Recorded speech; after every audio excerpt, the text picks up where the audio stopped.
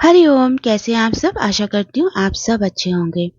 दोस्तों, जब हम भावनात्मक तौर से चाहे जहाँ जुड़ जाएं, फिर जब सामने वाला हमारी वैल्यू नहीं करता है, हमें वो मान सम्मान नहीं देता है, हमारे पीछे पीठ के पीछे छुरा भोंकता है, हमारी बुराई करता है, हमें बदनाम करता है और वो भी अननेसेसरी कि जो काम हमने किया नहीं है तब भी वो जब हमारे साथ ऐसा करता है, तो क्योंकि हम उन लोगों से इस भावनात्मक तौर से जुड़े होते हैं तो अपने आप को सँभालना बड़ा ही मुश्किल हो जाता है दोस्तों। इतना मुश्किल हो जाता है कि अगर आम इंसान हो तो वो अपना मानसिक संतुलन ही खो बैठता है इन सत्संगों में भावनात्मक तौर से जुड़कर।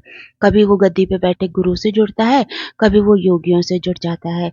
उन लोगों के सामने तो हम अपने परिवार को भी धत्ता दे देते हैं, अपने नाते रिश्तेदारों को भी धत्ता दे देते हैं।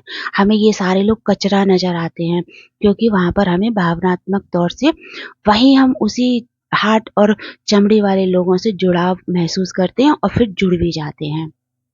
दोस्तों, मेरे घर में जो सत्संग होता था तो मेरी सास करती थी, मैं इतने लोगों को वहाँ आते हुए देखती थी, सारी की सारी माताएँ आती थी और इतना भावनात्मक जुड़ाव था और उस भावनात्मक जो जुड़ाव था, उससे मेरा भी जुड़ाव बहुत ज़्यादा बढ़ गया उन लोगों का। मैं अपने घर में रहती थी पर सुबह होती थी मेरी तो उन्हीं लोगों को देख के, रात होती तो उन्हीं लोगों को देख के, सत्संग खत्म होने के बाद में 9-9 बजे तक, 10-10 बजे तक वो जो 3-4 शिष्याएँ या 5 शिष्याएँ रुक जाया करती थी, मेरा भी उनसे बहुत जुड़ाव था, अपने बच्चों से भी ज़्यादा उनसे प्रेम हो गया था, उनके बिना अच्छा नहीं लगता था। पर दोस्तों ऐसा वक़्त ने जो है पलटा खाया और समय ने ऐसी करवट बदली, इस भावनात्मक जुड़ाव का जो स्वरूप मैंने देखा, तो मैं अपने को उस भावनात्मक जुड़ाव से निकालने में कामयाब हो गई क्योंकि मैंने ज्ञान का सहारा लिया, ना कि ज्ञान से जो ज्ञानी वहाँ बन के बैठते हैं ना, उनका सहारा लिया। उनको मैंने सब कुछ छोड़ दिया और ज्ञान को ही मैंने पक्का किया और उसी वजह से मैं इन सारी चीज़ों से निकल पाई। तो दोस्तों, मैंने भी अपने सत्संग में देखा 1-2 योगी आते थे जो कि बहुत पुराने समय के सत्संगी थे और वो मारे-मारे घूमते थे, कभी इस सत्संग, कभी उस सत्संग। एक बार तो एक योगी को मैंने भी बहुत बुरी तरीके से झाड़ दिया था कि जाइए आप यहाँ पर क्यों आती हैं? क्योंकि कुछ पर्सनल बातें थी जो वो करना चाहती थी। तो वो चीज़ एक हम गृहस्थ में रहते हैं, तो हमें पसंद नहीं आती, तो मुझे भी पसंद नहीं आई और मैंने उनको बहुत ही बुरी तरीके से झाड़ दिया। उसके बाद दोस्तों आज समझ में आता है कि सत्संग में भी मानसिक संतुलन जब योगी खो बैठता है ना, उनसे उनका घर छुड़ाया जाता है, उनसे उनका कोई अगर अपने ससुराल में है ना, तो कितने लोग हैं कि ससुराल में रमने ही नहीं देते हैं, ज्ञान दे-दे के और इतना जो सत्संग में जो स्वतंत्रता मिलती है ना दोस्तों, हम घर छोड़ कर के जो सत्संग में भाग जाते हैं, फिर हमें वहाँ पर एक स्वतंत्र माहौल मिलता है। हम नाचते हैं, गाते हैं, हँसते हैं, बोलते हैं, घूमते हैं, फिरते हैं, सारा दिन सत्संग करते हैं और वहाँ पर हमें 4 तरह की वैरायटी खाने को मिलती हैं, 4 तरीके के नाश्ते मिलते हैं, 4 तरीके की चीज़ें जब मिलती हैं, तो हमारा ना घर की दाल-रोटी से गुज़ारा ही नहीं होता है क्योंकि जीभ तो हमारी चाटने की पड़ गई है।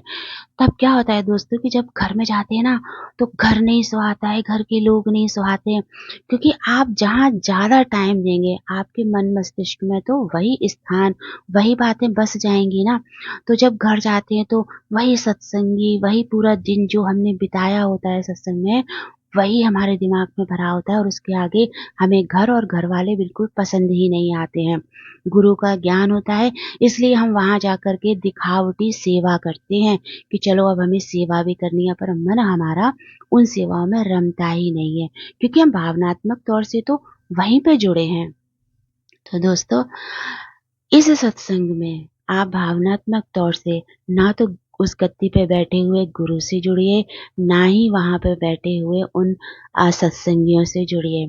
आप अपनी भावनाओं का संबंध केवल और केवल पहले ज्ञान से जोड़िए और जब आप ज्ञान से जोड़ेंगे, तो ज्ञान रूपी गुरु स्वयं आपके ऊपर कृपा बरसाएगा और फिर आपका जो भावनात्मक जो संबंध है, वो परमात्मा से जुड़ जाएगा। बहुत ही बुरी हालत होती है दोस्तों भावनात्मक तौर से जब हम इन सत्संगियों से जुड़ते हैं या उस गद्दी पर बैठे हुए गुरु से जुड़ते हैं। इन भावनात्मक संबंधों में ही मेरी सास को इतना बड़ा झटका लगा दोस्तों कि वो उबर नहीं पाई। बस उन्होंने अपने मन को समझाया और कुछ ही सालों बाद उनका देहांत भी हो गया। पर दोस्तों, मैंने अपने को इन्हीं सारी चीज़ों को देखते हुए बहुत स्ट्रॉन्ग बनाया। मुझे भी बहुत ही ज़्यादा भावनात्मक तौर से वहाँ गद्दी पर बैठे हुए गुरु और जो सत्संग में आते हैं जो योगी और जो गुरु के नीचे जो दादियाँ बन जाती हैं जूनियर, वूनियर, उन सब से दोस्तों इतना मेरा कनेक्शन था, इतना कनेक्शन था कि शायद मैं कभी वो कनेक्शन तोड़ ही नहीं पाती। और दोस्तों जब सब दगा दिया बिना किसी कसूर के जब दोस्तों दगा दिया, तो ज्ञान से प्रीत लगाई थी मैंने, कभी उन लोगों से प्रीत नहीं लगाई थी। और जो लगाई भी थी ना दोस्तों, गद्दी पे बैठे हुए गुरु से, या जो मेरे घर में जब मैं शादी करके गई ना, तो जो योगी आते थे, तो एकदम नया-नया था ना, सब 18 साल की शादी होके गई थी, तो वही लोगों से मिलाप था, बातें थी, मुझे सब बहुत अच्छे लगते थे। पर दोस्तों इस सत्संग में भी सबसे ज़्यादा गद्दारी होती है। संसार वालों को तो आप छोड़ दीजिए, संसार तो है ही बदनाम इन चीज़ों के लिए, लेकिन सत्संग तो बहुत ज़्यादा बदनाम है। गद्दारी करने के लिए, पीठ पीछे छुरा भोंकने के लिए, आपकी बुराई करने के लिए, राजनीति करने के लिए, षड्यंत्र रचाने के लिए, इन सब चीज़ों में ये सत्संग बहुत माहिर है।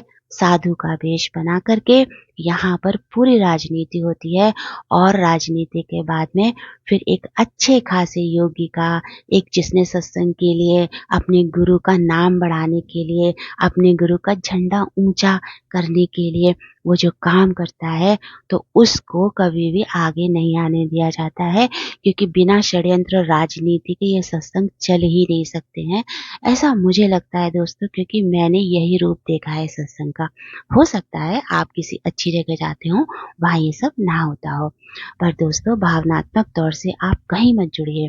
भावनात्मक तौर से आपको केवल गुरु के ज्ञान से जुड़ना है, और ज्ञान से जुड़ने के बाद में उस परमात्मा से जुड़ना है। जब आप ज्ञान से जुड़ेंगे और जब आप परमात्मा से जुड़ेंगे, तो जितने आपके पीछे लोग होंगे, निराकार आपको सामने ला ला करके ऐसी परिस्थितियां रचता है ना, कि आपके सामने सबका ये जो डबल फेस होता है ना दोस्तों, वो सबका चेहरे के पीछे छिपा हुआ नकाब एकदम आपके सामने आ जाता है। और दोस्तों यकीन करने में बड़ा ही टाइम लगता है। ऐसा लगता है आज नहीं तो कल सही हो जाएगा, आज नहीं तो कल सही हो जाएगा।